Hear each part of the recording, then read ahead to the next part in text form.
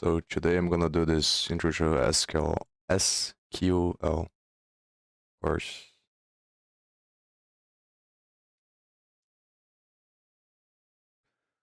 But I think I'm gonna spend 2 hours here, but I might do the whole thing. Because it says just 3 hours, so I imagine it's not gonna be that difficult.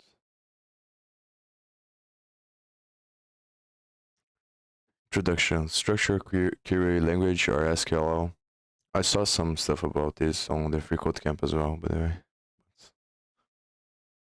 It's a programming language used with databases, and it is an important skill for any data science. In this course, you will build your SQL skills using BigQuery, a web service that lets you apply SQL to huge datasets. In this lesson, you learn the basics of accessing and examining BigQuery datasets. After you have a handle on these basics, we'll come back to build your SQL skills.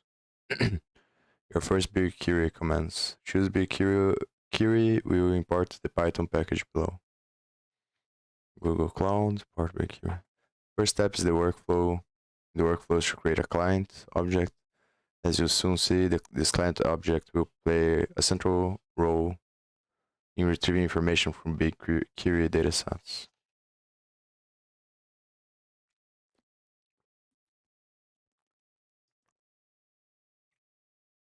So client, BigQuery client.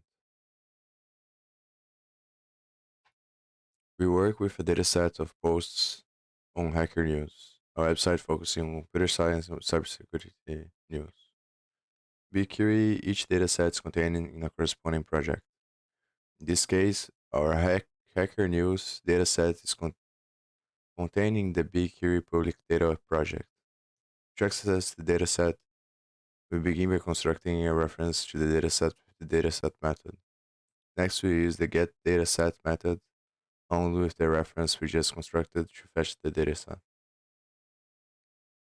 Client dataset, client getDataset. Every data set is just a collection of tables. You can think of a data set as a spreadsheet file containing multiple tables, all composed of rows and columns. Use the list tables method to list the tables in the data set.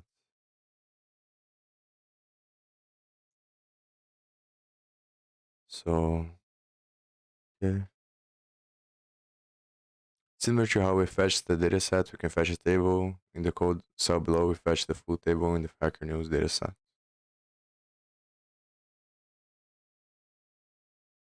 So it's getting the full table here. In the next session, we will explore the contents of this table in more detail. For now, take the time to use the image below to consolidate what you have learned so far. So there's the client, BigQuery, public data, Hacker News. And here are the tables. And each one has a, what's the name? Datasets. Yeah. Client object holds projects and a connection link to the BigQuery service. BigQuery public data is a project. A project is a collection of datasets. Hacker News is a dataset. Also, Hacker News is the dataset. And the dataset is the collection of tables.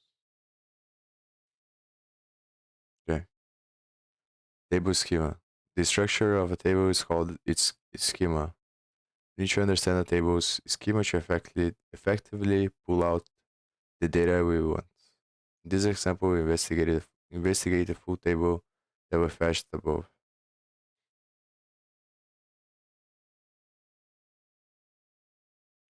Each schema field tells us about a specific column, which we also refer to as a field.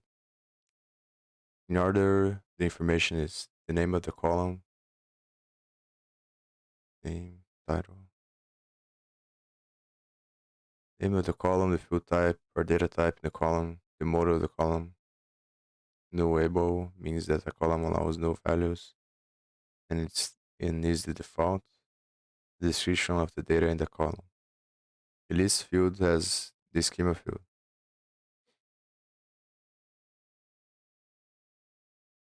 So by this tells us the field or column is called by.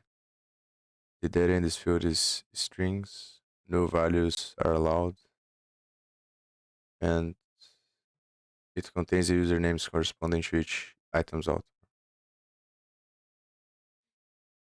We can use the list rows method to check just the first 5 lines of the full table to make sure this is right. Sometimes databases have outdated descriptions, so it's good to check.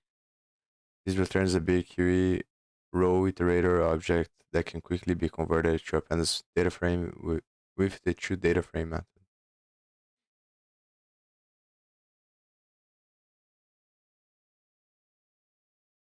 toDataFrame.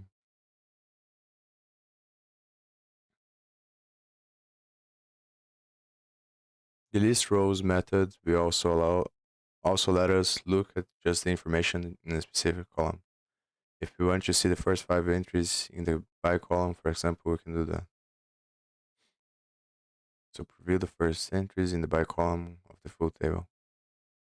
Client list rows table, selected fields, table schema,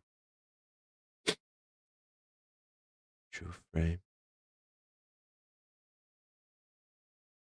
Disclaimer before we go into the coding exercise, a quick disclaimer for those who already know some SQL. Each Kaggle user can scan 5 terabytes every 30 days for free. Once you hit that limit, you have to wait for it to reset. The commands you've seen so far won't demand a meaningful fraction of that limit, but some BigQuery datasets are huge. So if you already know SQL, which run select queries, until you've seen how to use your allotment effectively. If you're like most people reading this, you don't know how to write these queries yet, so you don't need to worry about this disclaimer. So I'm not gonna worry about it. This is pretty new to it.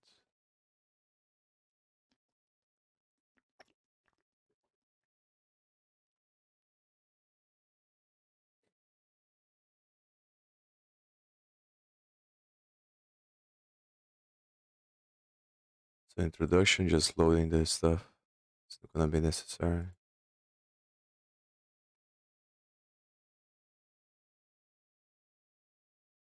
It's not running this song.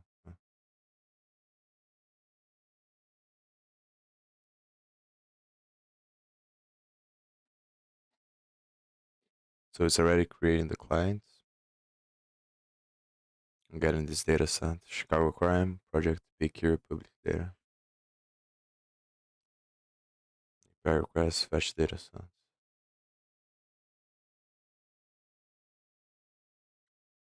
Count tables in the data set.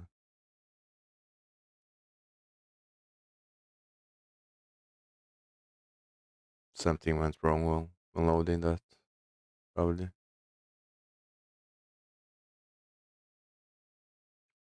There we go.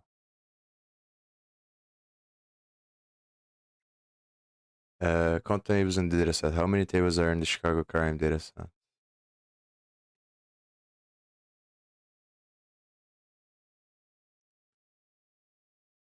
Store the answer as number of tables and then run the saw.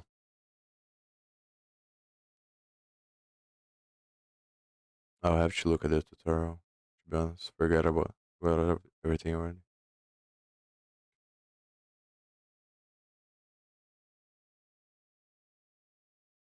List rows, list columns, probably. Oh, it's just a list actually. I think list table. A client or list table dataset.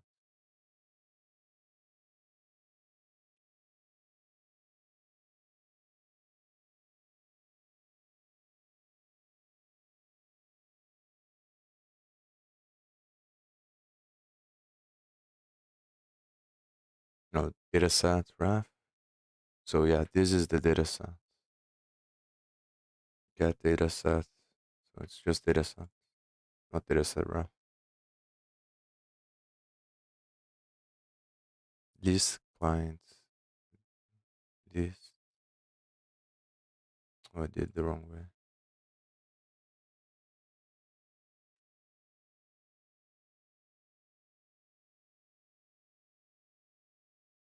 It's client dot list tables data set.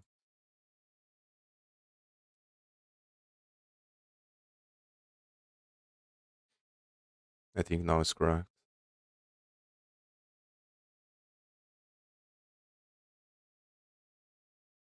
And some maybe. Because here I'm gonna ask the list of the tables. It's not what they want, apparently. List object has no attribute some.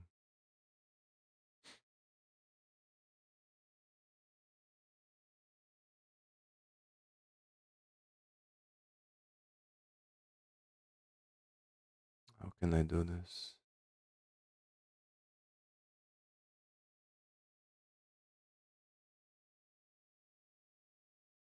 I can do a loop.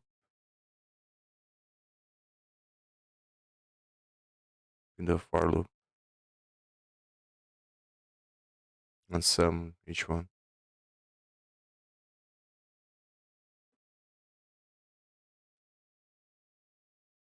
So we shall fetch data set, we can fetch table in the code sub below, fetch full table.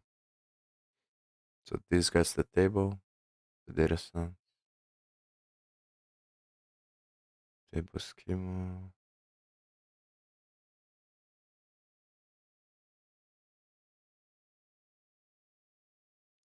Use the list rows method to check just the first five lines of the full table. So that's not what I need.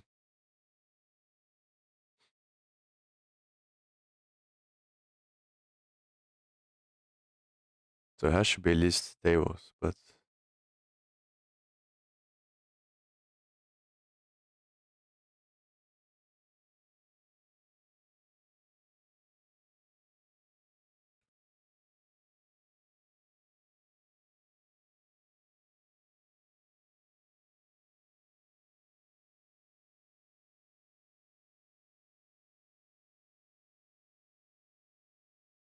reduce.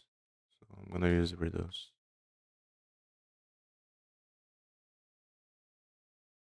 Lambda A. But the thing is that yeah, I think a for loop's gonna be easier because I don't want to just sum each element. I want to count each element. But I'm not sure if that's what I'm supposed to do here because they only gave me one line.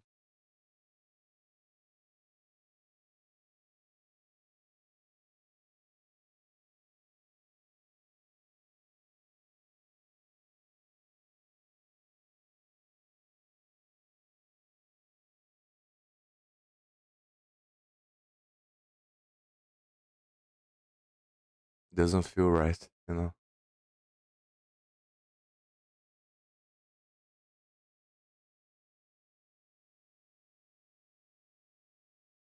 Mm.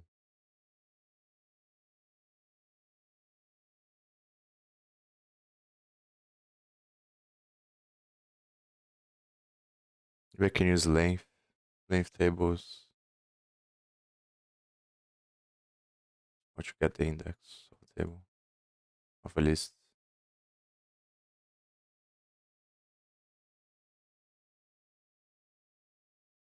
And it's gonna give me -1, but that's not what I want.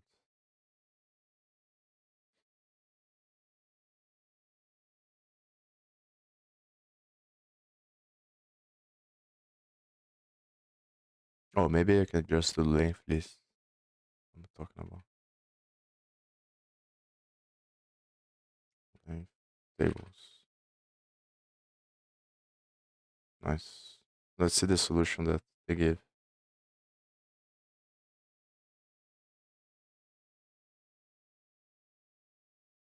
So yeah, they use length tables as well.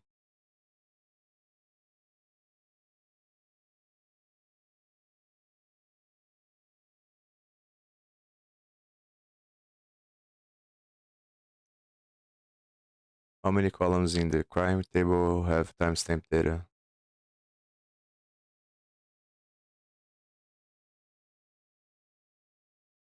Timestamp.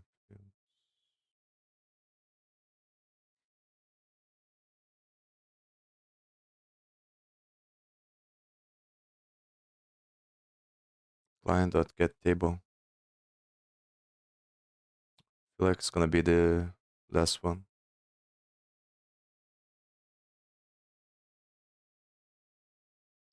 Need to understand the table's schema to effectively pull out the data we want.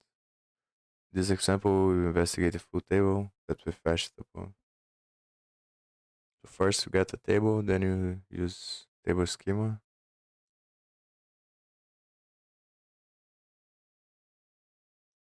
Each schema field tells us about a specific column, which we also refer to as a field.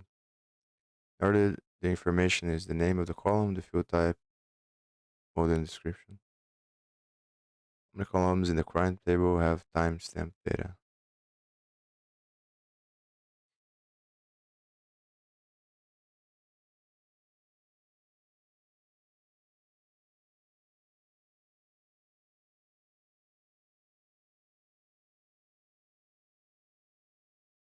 So I can get the data, then use the table schema and make a variable to count how many times it matches. But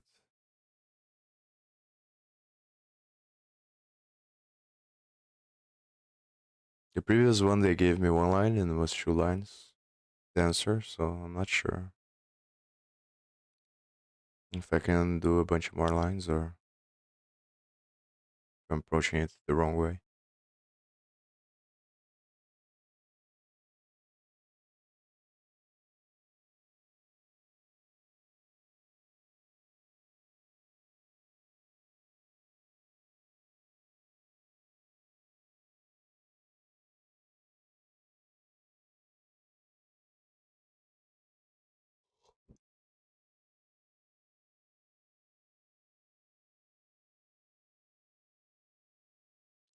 And dot get table. No, I already have the table, right? No, I have the list of tables.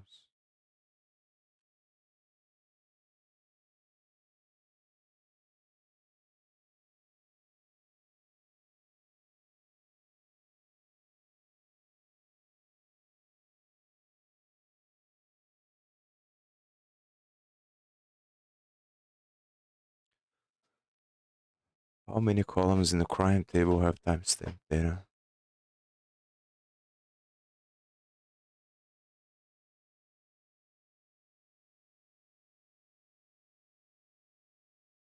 So I need to loop through this table and count the columns.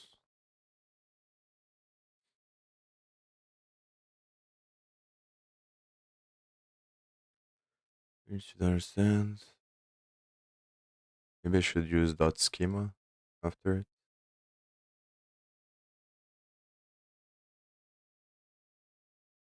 Yeah, dot schema. So I do everything on the same line.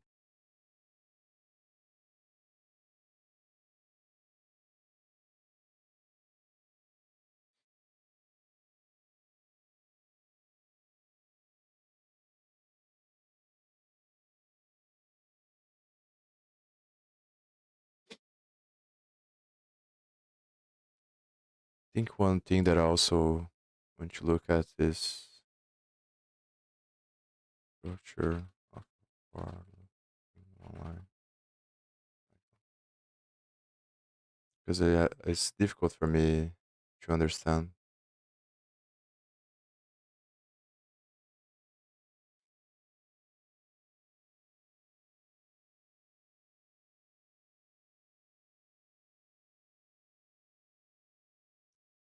So for Elmo, no, but that's not the one I'm talking about.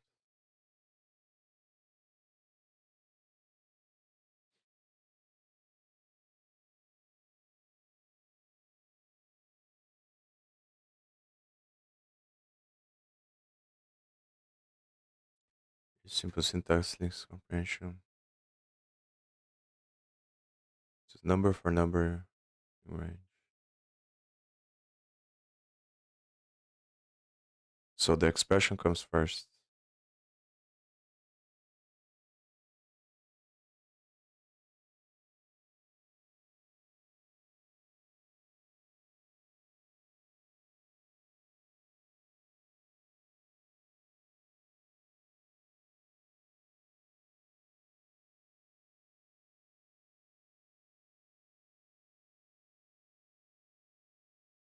Still not really sure. I think this first is the expression, then what's gonna loop through.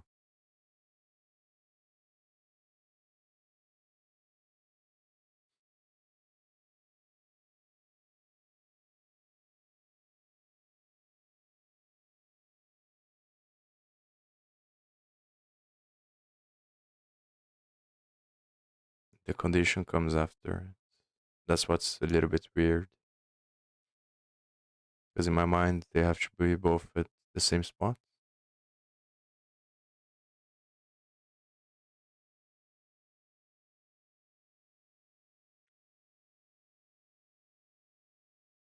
So I'm getting the schema here,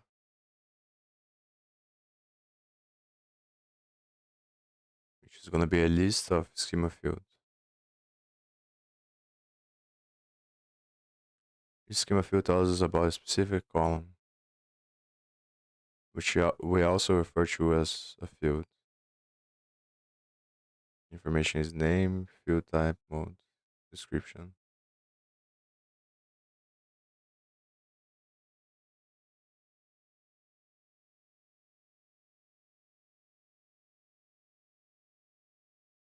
But I don't understand if it's a list of lists or what's the data type.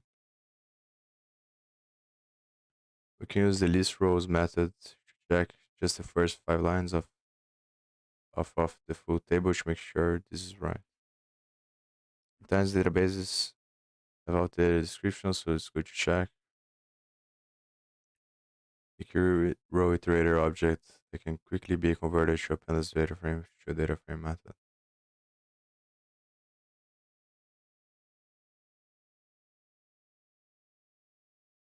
So maybe I should use the list rows.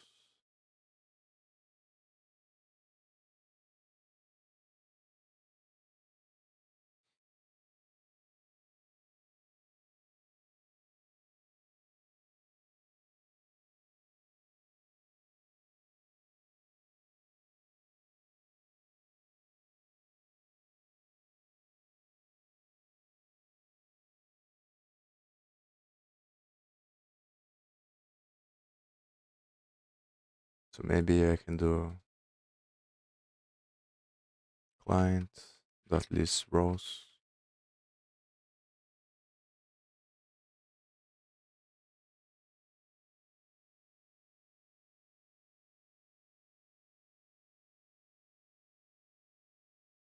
Tab for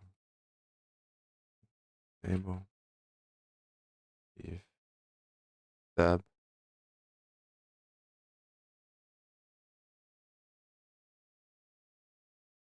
dot includes.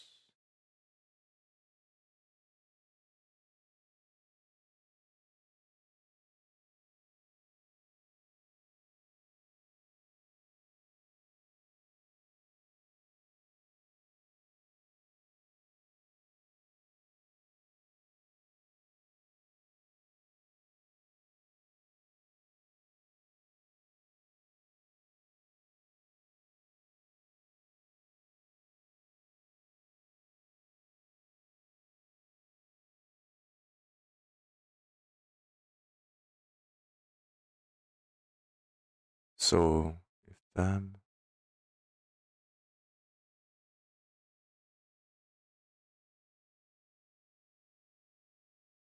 so this is the other way around.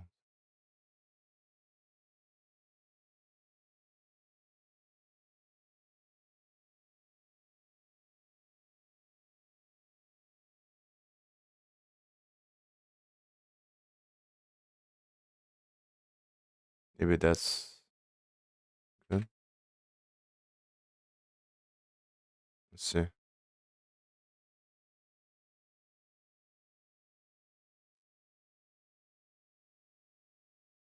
Uh,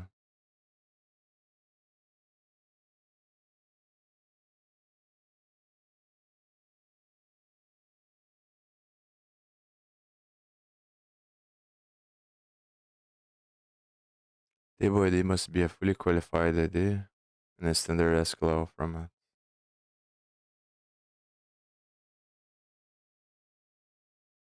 They didn't talk about that here.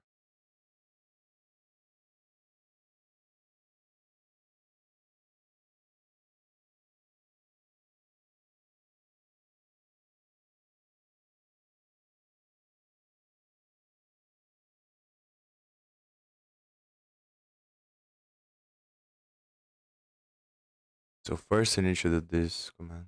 That's the wrong thing.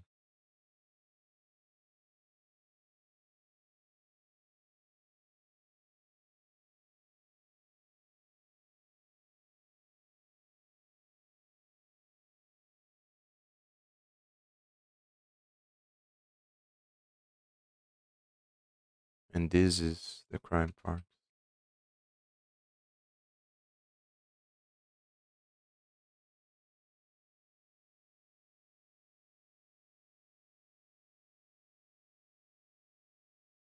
Argument of type schema field is not iterable.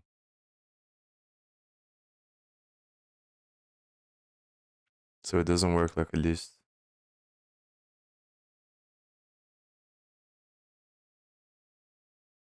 Oh, it's because it's not Python, right? So I have to remember that's a different language. So scratch this.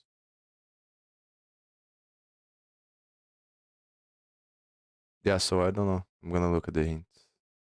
It probably has to do with list rows.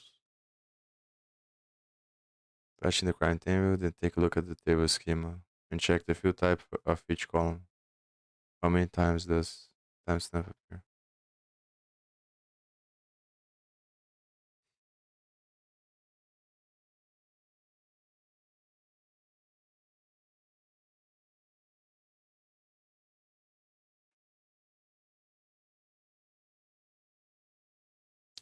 You should understand the table schema to effectively pull out the data we want.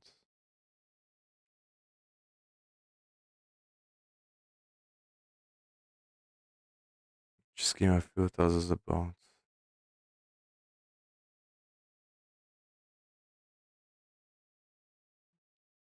a specific column, which we also refer to as a field.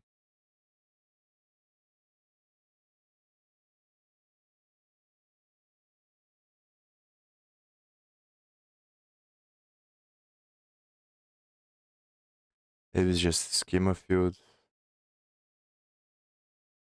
Uh,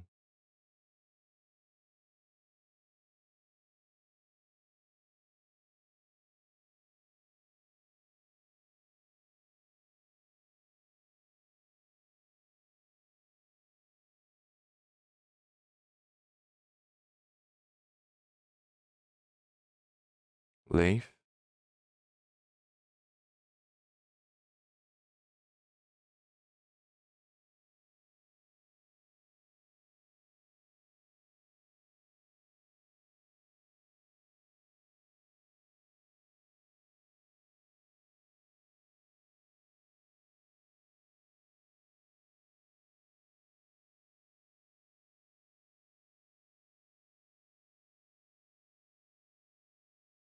So this is a list of each schema, but the problem is I don't understand what.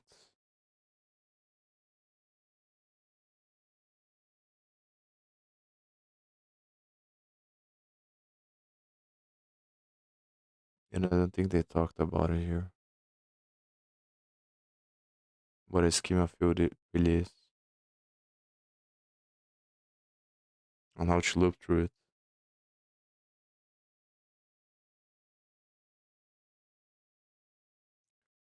These rows should check just the far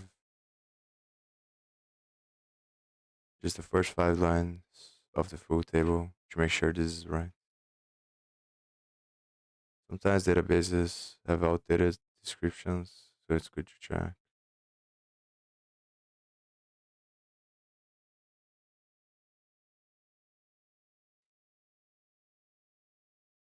Maybe it's client.list rows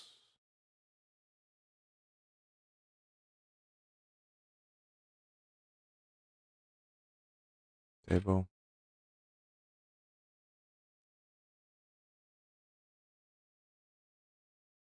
Then to data frame and then the loop over the data frame.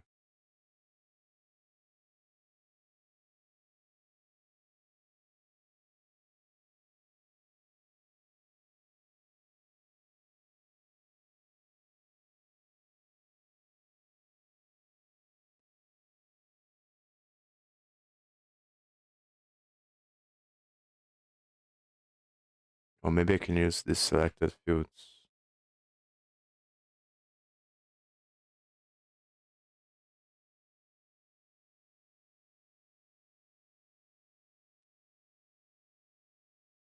Something like that.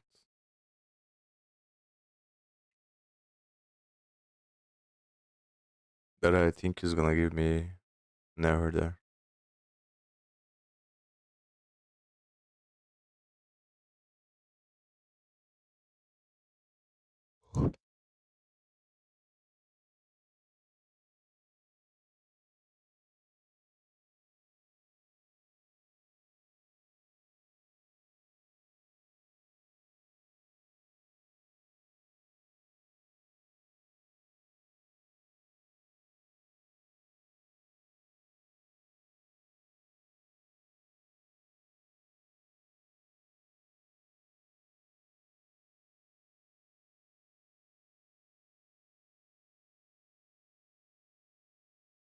I think I'm gonna look at the solution and let's see.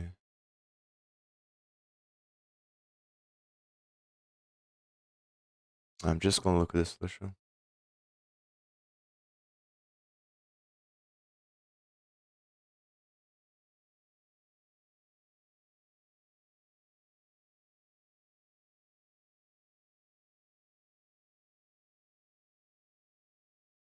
So this I did the same way, I guess. But they didn't put schema here. Yes, I knew I was wrong, going to the wrong direction because it seemed too complicated when it's not supposed to be.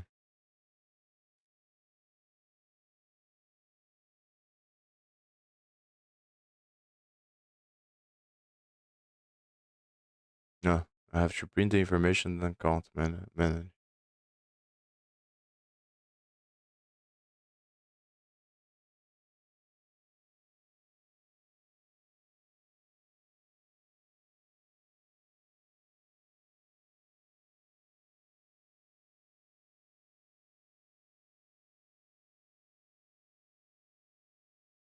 Yeah, just don't like the way that this exercise was structured. Seem feels to me that it would be a lot better to ask to print the whole schema. Create a crime map.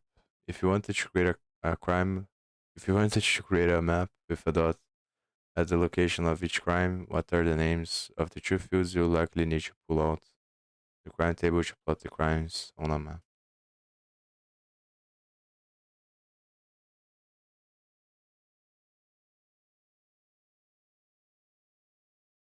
So I need to see the schema again.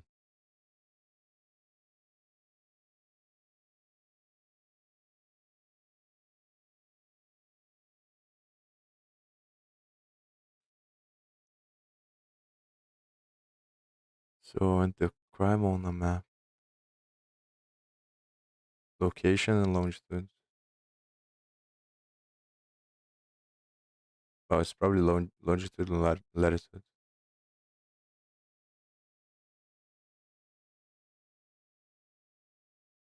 The answer.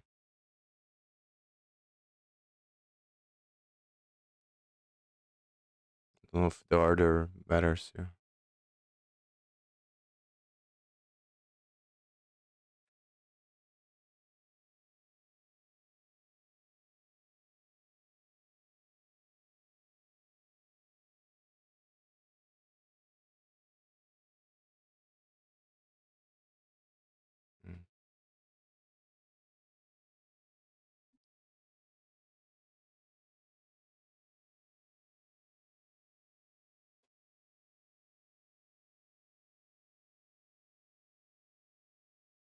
time, we're just gonna look at the solution or the hint. Two of the fields are things commonly used to plot on maps. Both are float types.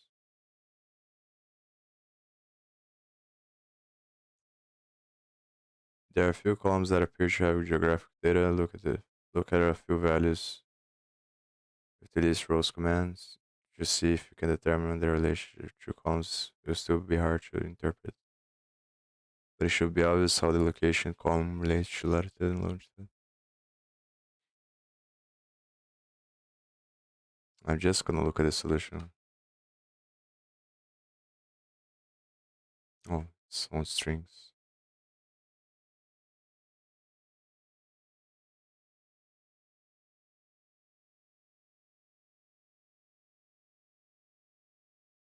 So maybe it has to be the other way around. Sure.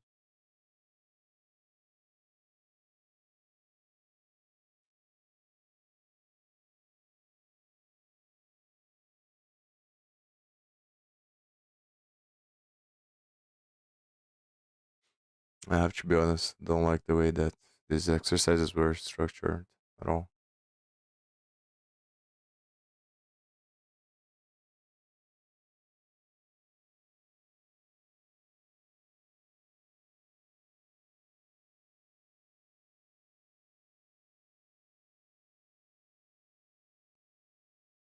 And I think that I probably can't use Python to solve SQL problems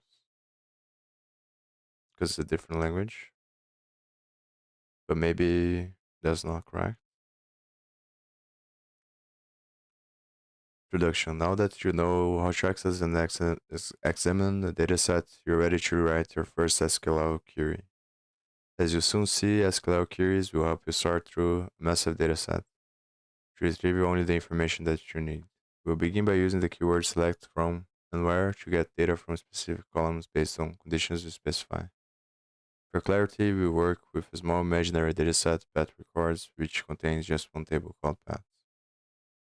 Select from the most basic SQL query selects a single column from a single table to do this, specify the column you want after the word select and then specify the table with the word from. So it's really simple, just like it sounds. For instance, you select the name column from the paths table in the paths record database in the bquery public data project. The query would appear as follows. Select name from the dataset. Note that when writing an SQL query, the argument we pass to from is it's not in single or double quotation marks. It is in backticks. Where BigQuery datasets are large, so you usually want to return only the rows meeting specific conditions. Do this using the where clause.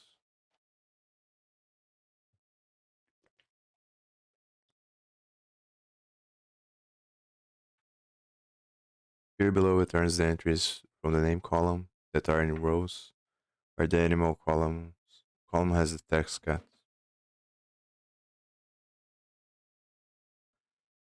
Example, what are all the US cities in the open AQ dataset? Now that you've got the basics down, let's work through an example with a real dataset. We'll use an open AQ dataset about air quality. First, we set up everything. The dataset contains only one table called global air quality. We'll fetch the table and take a peek at the first few rows, see what sort of data it contains. Again, we have hidden the code. To take a peek, click on the code button below.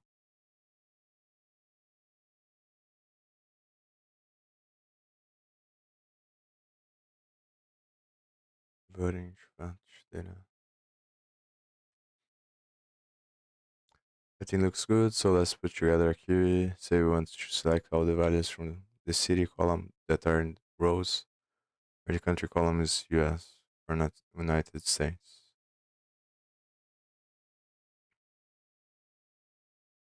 Query to select all the items from the city column, the country column, US query. Take the time now to ensure that this query lines up with what you learned before. So select city from the dataset per country was US. Maybe this last line, I'm not sure. Oh, it's correct. Submitting the query to dataset. Let it choose this query to get information from the OpenAQ dataset. The previous start, the first step is to create a client object. To create the client of the dataset.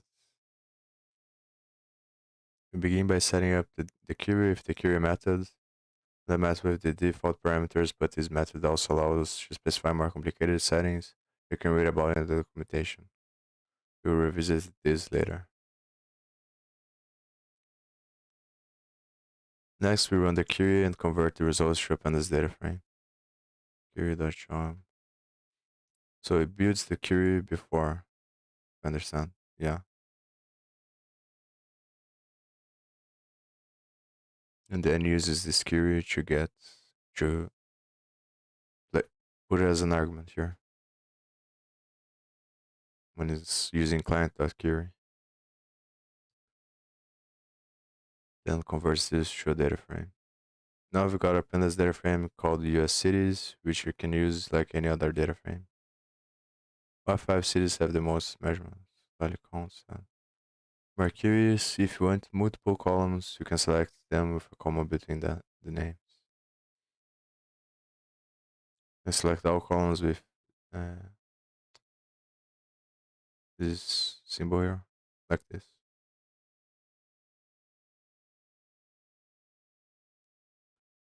So when you're selecting, you can select a bunch of different ways.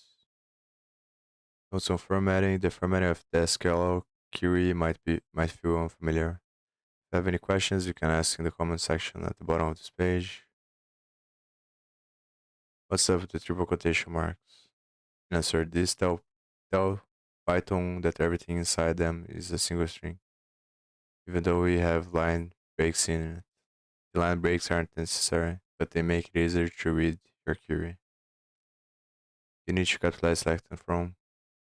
No, SQL doesn't care about capitalization. However, it's customary to capitalize our SQL commands, and it makes our queries a bit easier to read. Working with big data sets. Query data sets can be huge. They allow you to do a lot of computation for free, but everyone has some limit. Each Kaggle user can scan 5 terabytes. Biggest data set currently on Kaggle is 30 terabytes, so you can go through your 30-day limit in a couple of queries, if you aren't careful. Don't worry though, we'll teach you how to avoid scanning too much data at once, so that you don't run over your limit. To begin, you can estimate the size of any query before running it. Here's an example using the very large Hacker News dataset.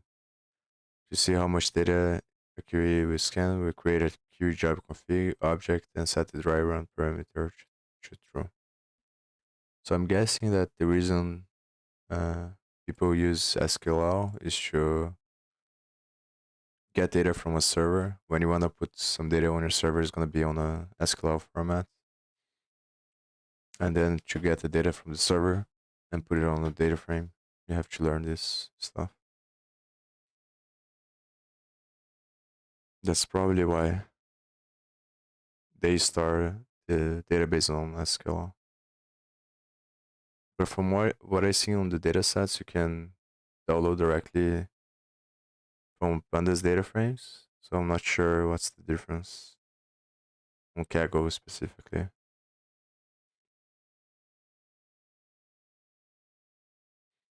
So I have the query here, big query job config, dry run equals true. Object to estimate size of query without running it. So this estimates the size.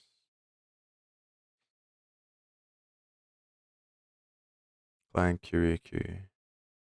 And then it passes as an argument.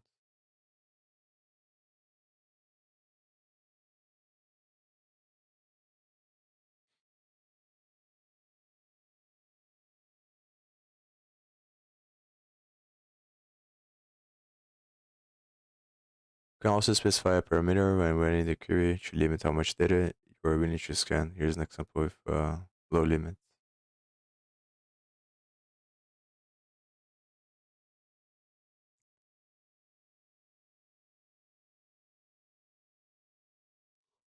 Do SQL job again.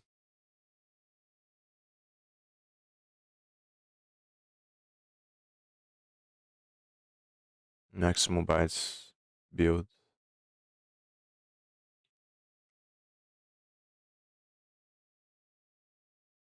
This case, the query was cancelled because the limit of 1 MB was exceeded. However, you can increase the limit to run. The query is successful.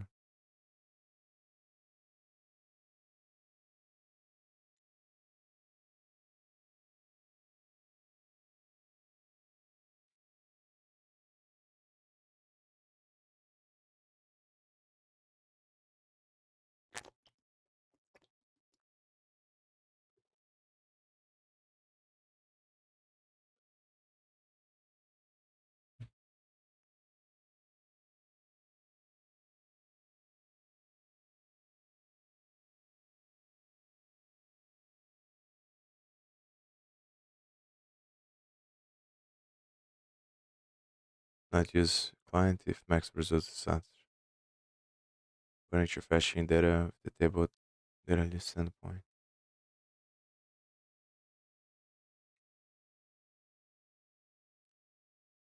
So I'm not sure what these warnings mean. The dependency Google call BigQuery storage is not installed. Not create BigQuery storage client. The dependency.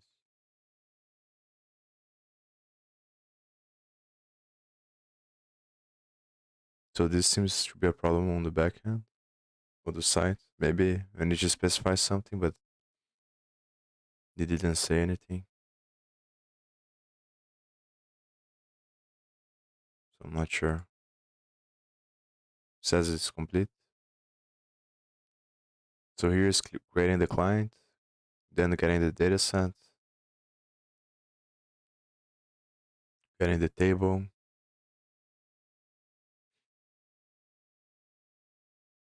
then listing the table. Units of measurement. Which countries have reported pollution levels in units of ppm? In the code cell below, set first query to an SQL query that pulls the appropriate entries from the country column. In case it's useful, an example of the query is some code from the tutorial.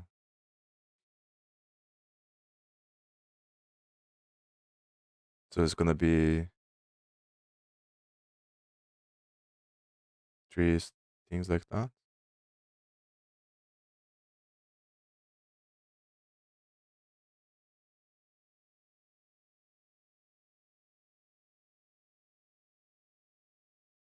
I can't get them in the same line with tab.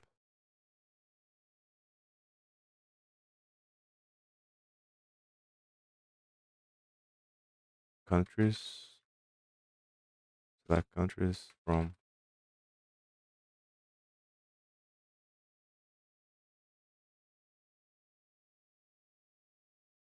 So this is the name of the data set here. First have name of the project,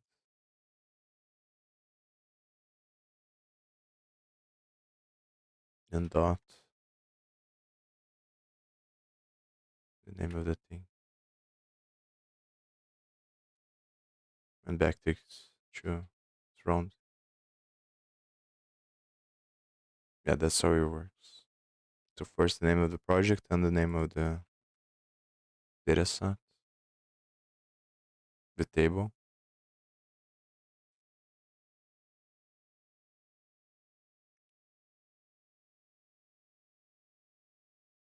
where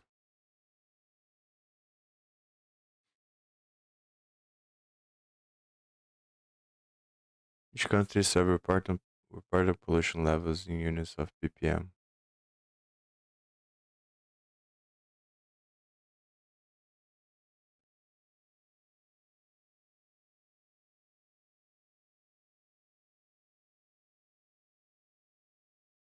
Mm,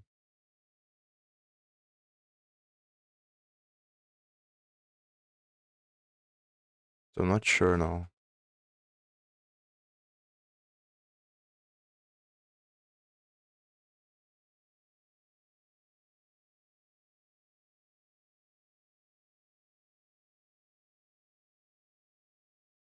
I think I need to make something equals ppm, but I'm not really sure.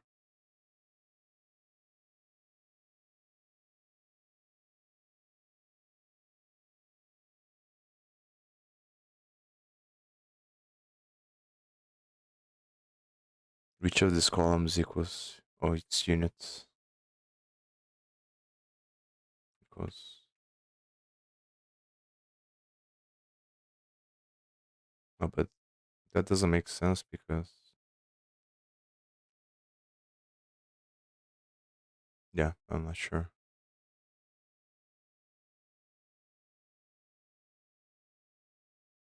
I reported pollution levels in units of ppm. I think this makes sense.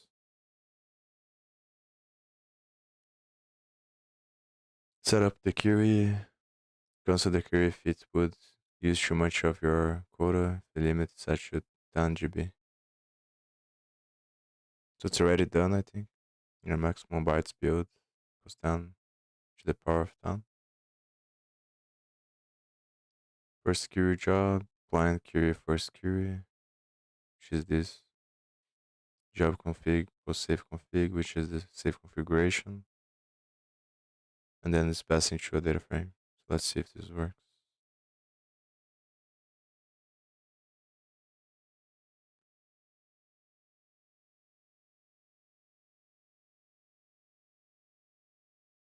So it doesn't work.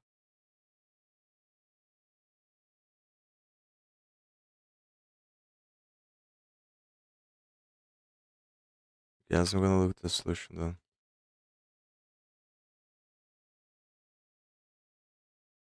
Change to country just once.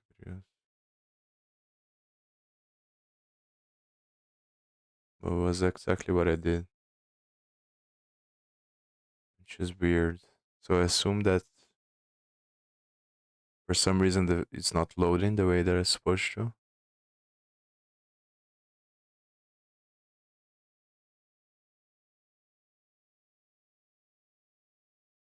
Might be a problem with the Kaggle server thing.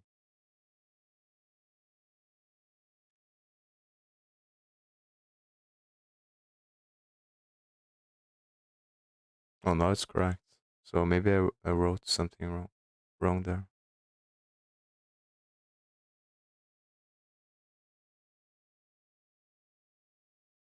It looks exactly the same.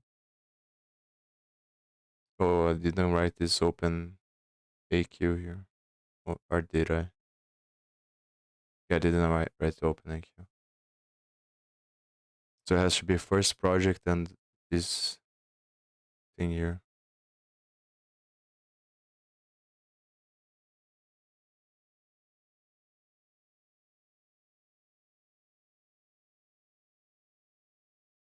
Because the open AQ is actually the actual data set. And then the project is the name of the project.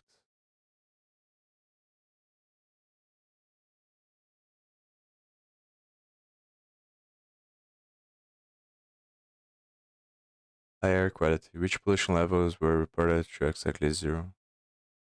Set 0 pollution query to select all columns of the rows where the value column is 0.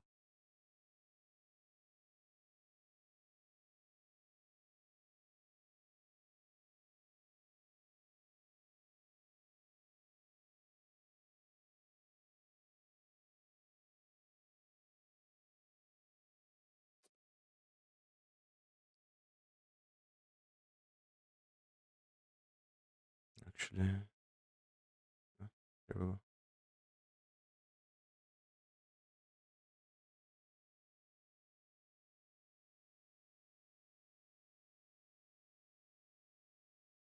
Of the rows where the value is 0.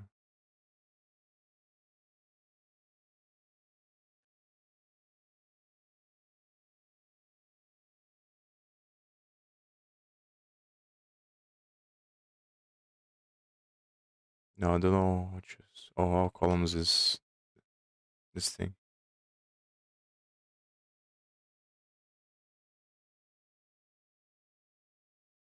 Uh, Here is the same steps as before, and then set zero pollution results show up on this data frame.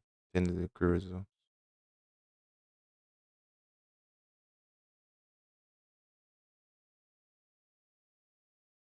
So it's gonna be query job to data frame.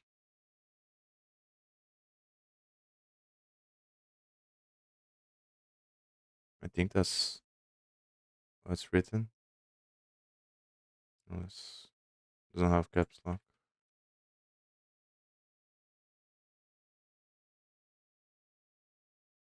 Query job to data frame.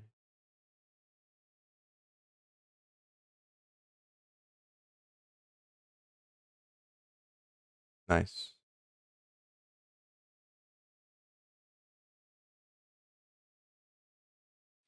Don't know if I actually have to keep saving every time I go to the next one.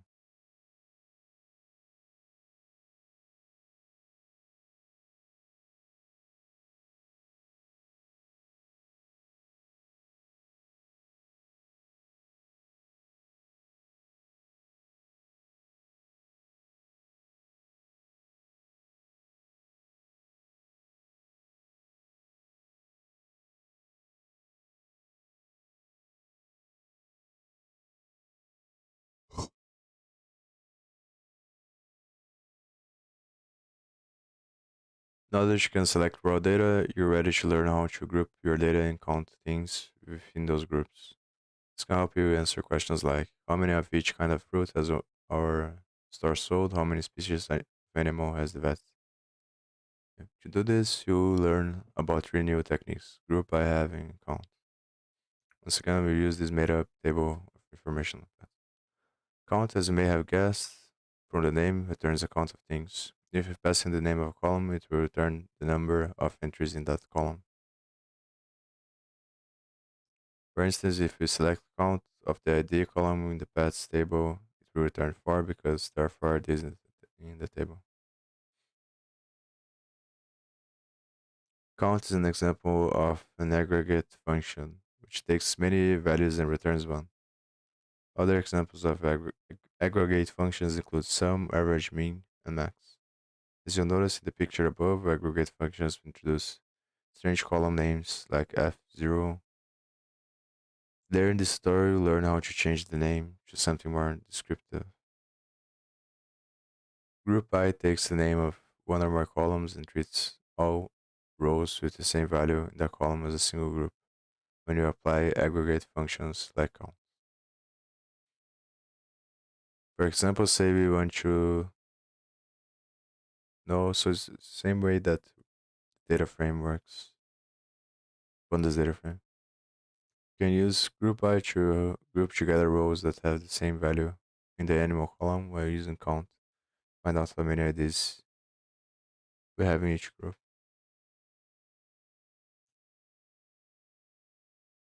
It returns a table with 3 rows, one for each distinct animal.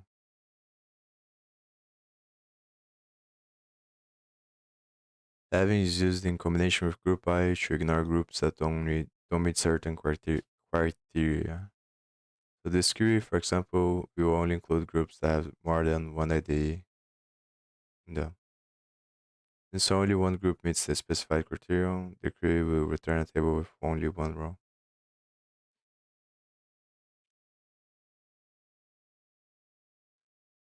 Which Hacker News comments generated the most discussion? Work the comments. Let's use table. Parent column indicates the comment that was replied to. The ID column has the unique ID used to identify each column. We can group by the parent column and count the ID. So I'm not gonna read through the whole example. Couple hints to make your queries even better. The column resulting from count ID was called F0. There's not a descriptive name. You can change the name by adding AS num post after you specify the aggregation as num posts. This is called aliasing, and it will be covered in more detail in upcoming lessons.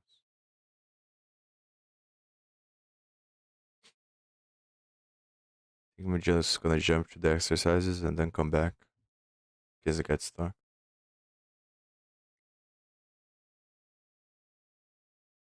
So it's group by, count, and having.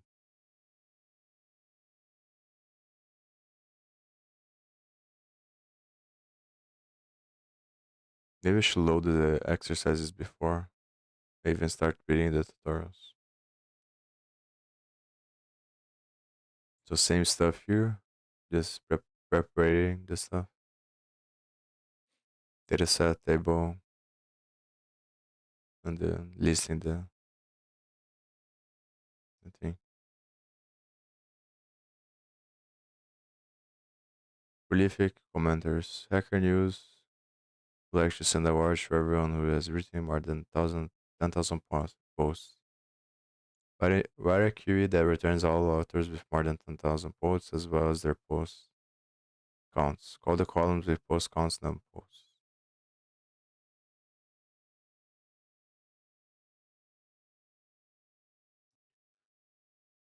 Here's a query to answer a similar question.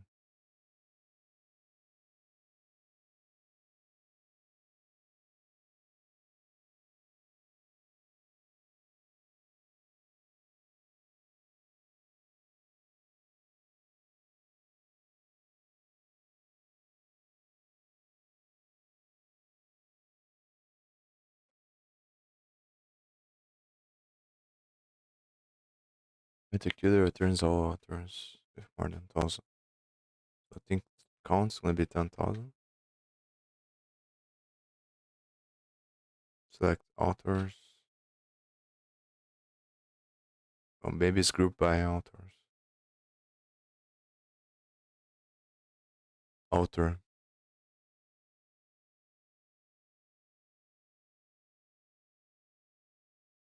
And post is gonna be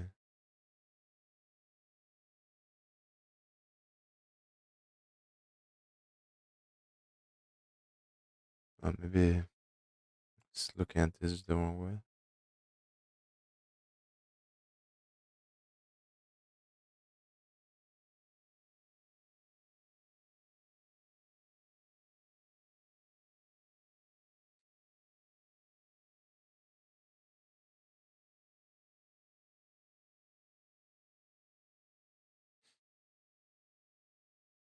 So here I think it's 10,000. And here is author.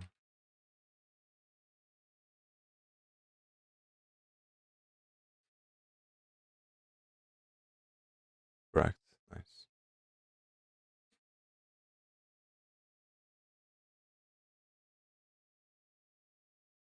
I don't understand though why you put why they put count one there. The first line. Group by the parent column and count the ID.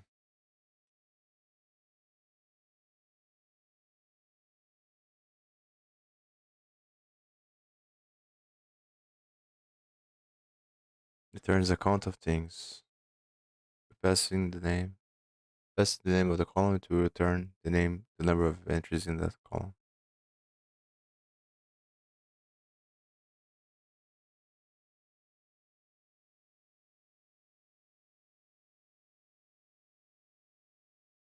So I guess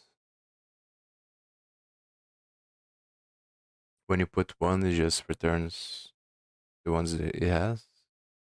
Not sure.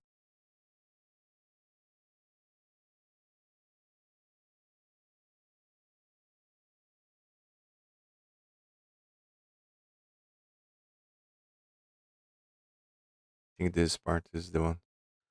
Couple hints to make your queries even better. The column resulting from count ID was called F0.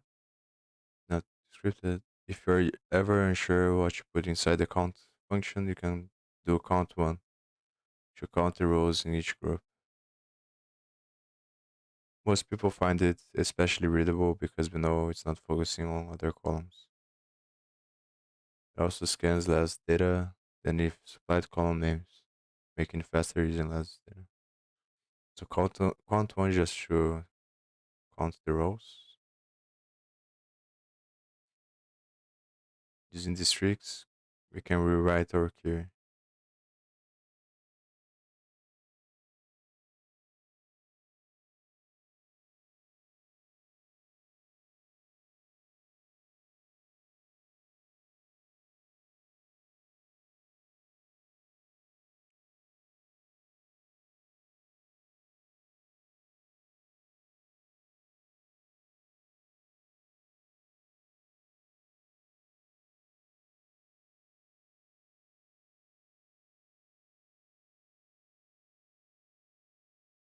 Just counting the number of rows. Still not very clear to me. Counting the number of rows in parent and then using as numpos. Then it's grouping by the ones that have 10 or more.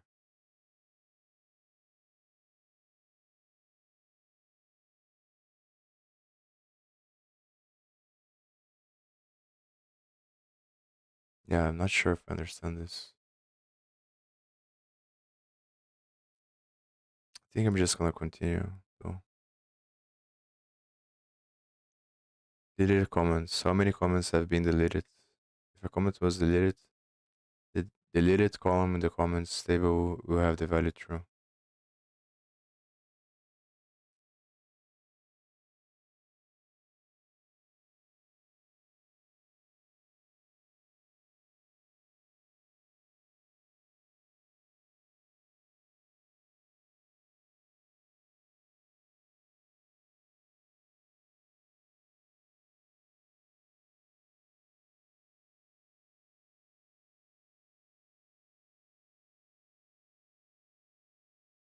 So it should do the same query, I think.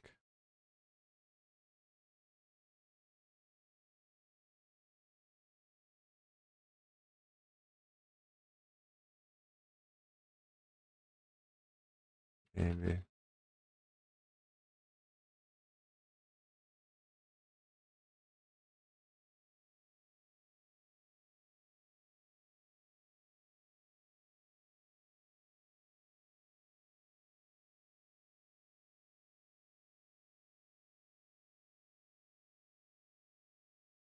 And then here's gonna be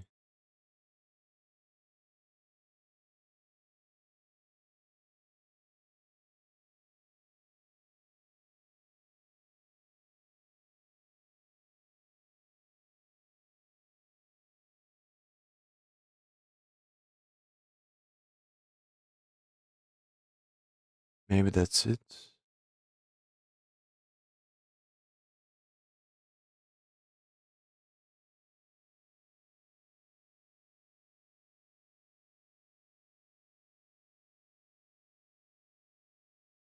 I think I'm gonna watch videos on this after I finish this exercise.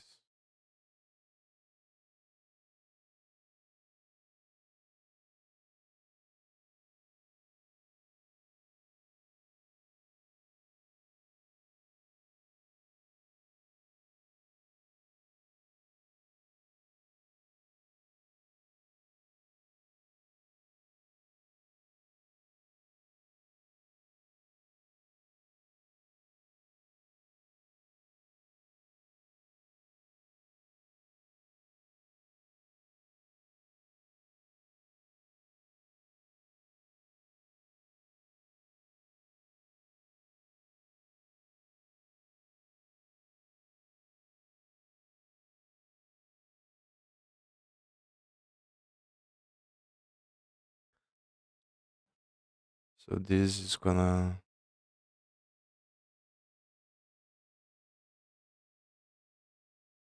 get how many values are true, maybe. Let's see if this passes the thing.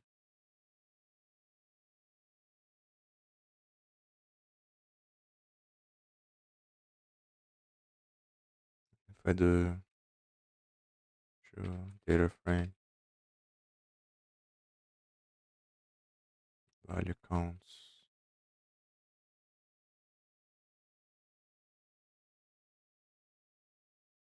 dot ilog 01.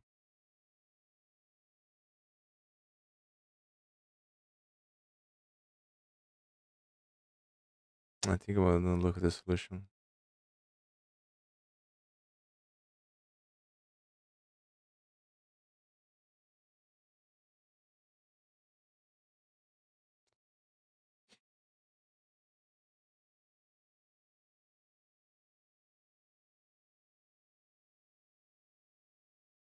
If I use this here,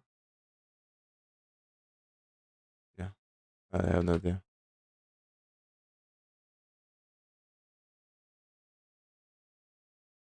As num.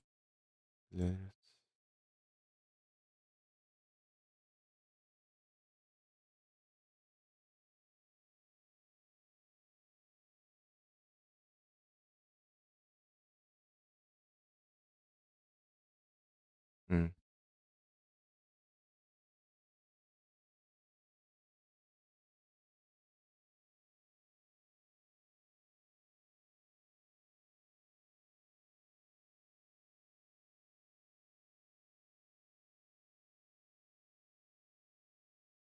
It's a different database as well.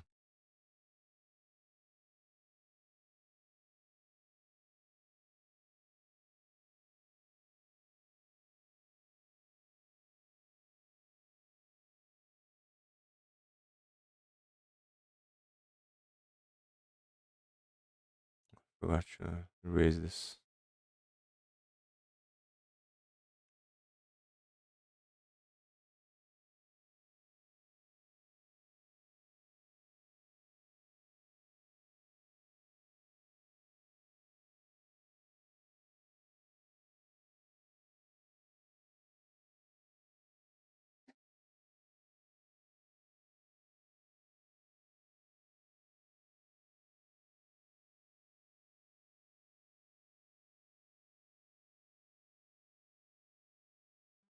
Oh, maybe it's correct.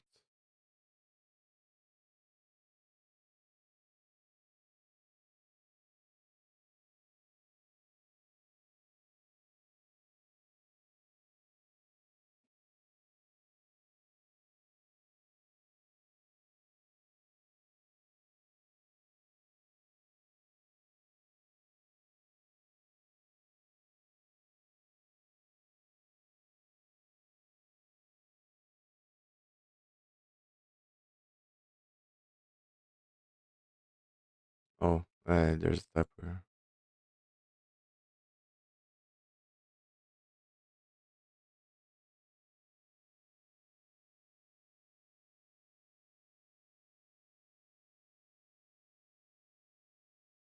I'm just gonna copy this.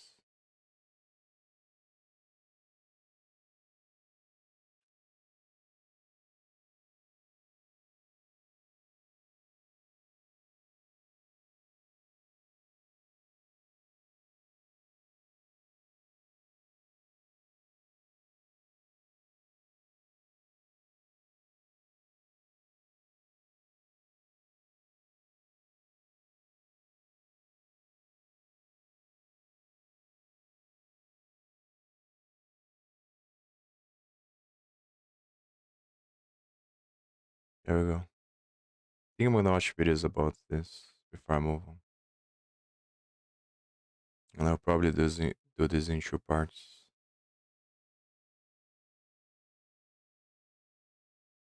I'm just not liking it the way that. Maybe it's because I don't have any experience in practice using this stuff.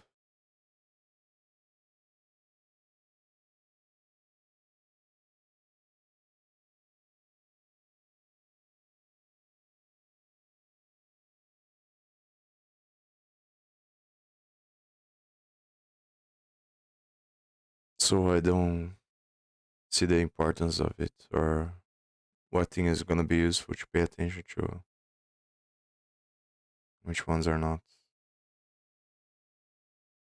And in machine learning, I had some experience before starting the courses. So I kind of know I kind of knew what I wanted to know.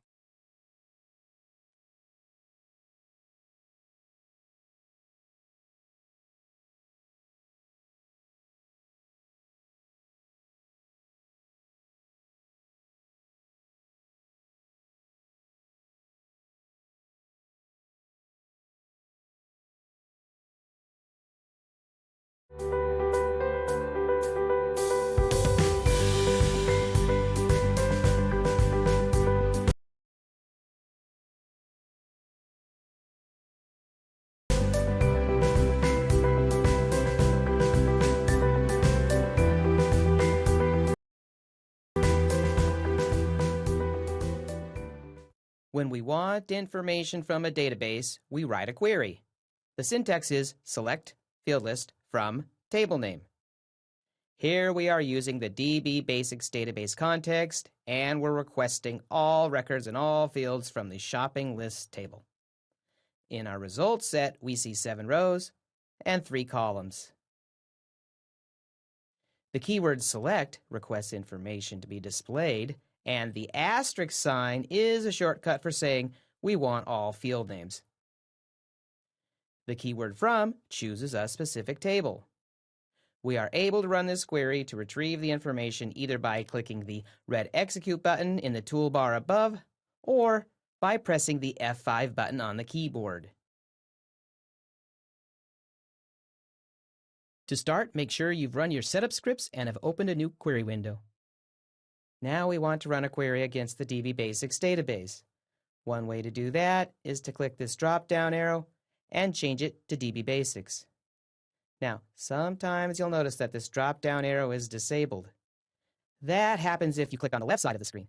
If you're clicked on the right side of the screen, it will be enabled just fine. Now we want to run a query where we're going to select all fields from the shopping list table. And we see we get 7 rows and 3 columns. We could say we have 7 records and 3 fields. Now, if we weren't in the DB Basics database and we were in the master database, this query would not work. So we need to switch context to the proper database before we can run a query. Now, oftentimes, your query window starts in the master database, and you don't want to have to manually select this dropdown. If that's the case, it's very common for the first statement to be a use statement, which switches you to the correct database context. I'll type use DB Basics and go. As I highlight this code and hit execute, look just to the left of the execute button and watch. It will flip the database context. Now it's DB Basics. Now querying from the shopping list table works, even if you start out in the wrong database context. Now table names can optionally have square brackets around them. If we run this, it's not going to change the result. Although one query uses square brackets and the other one does not, they get the exact same result set because it's the same table. When coding, we rarely take the time to put square brackets around because it's more work. One of the times this is needed is when we can't tell where a table name starts and where it stops. For this example, let's expand databases. Let's look in DB Basics, and under tables, let's find there's a shopping list table that we query from, and there's also a shopping list table with a space in the name. Now to SQL Server, this looks like you're querying from the shopping table, and there's an extra list option on the end which it doesn't understand. Therefore, this query errors out. But if you have a table with a space in the name and you want to delimit it, so you know this is one object with a space in the middle, then you would be required to use the square brackets. Now we can get the information out of the shopping space list table. When coding, we rarely use square brackets because it requires extra typing. The only time it's helpful is when we can't tell if a table name starts or stops, or at least that's one of the ways. This shopping list table was not accessible by using its name without the square brackets. Using the square brackets made the data in this table accessible, and we were able to get the result set. Let's query from a different table of DB Basics. Let's query from the employee table. And let's get rid of our use statement at the top, so this is our only statement. And note the table would be this, select all. But is that necessarily because somebody was just being silly? So the way we got the... Honestly, I think I'm gonna stop now.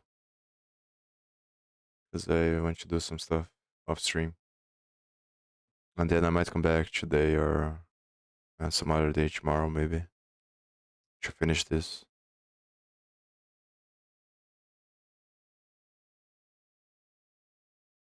Because I have a sense that I'm rushing too much because of this stuff that I have to do after the stream. So, yeah, I might come back today later to finish this or some other time. But yeah, see you then.